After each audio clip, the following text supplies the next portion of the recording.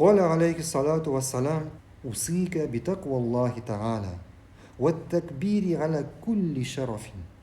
Peygamberimiz sallallahu aleyhi ve sellem aytdi: "Men seni Allohdan qo'rqirga ham biror yuqori yerga minganda Allohu akbar so'zlarini aytirga vasiyat etaman." Ya'ni Peygamberimiz ikki narsa vasiyat etdi. Birinchisi Allohdan qo'rqirga. Allohdan qo'rquvni biz nima belgilamasini endi aytib o'zdik. Shulay Allohdan qo'rquv qachon sen nendigina ish ishlasang degan, nendigina amal ishlasang da shu amalni ishlar oldidan Allohni eslatib tursin. Bu ishing bilan, bu amaling bilan Alloh rizomi? Bu amaling sening Allohning oshuvini chiqarmaymi? Ham shulay Peygamberimiz sallallohu alayhi va sallam vasiyat etdi, yuqori yerga minganda narsa deb aytirgan? Allohu akbar deb. Allohu akbar deb.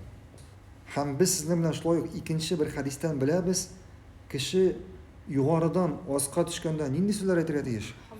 Alhamdulillah deb.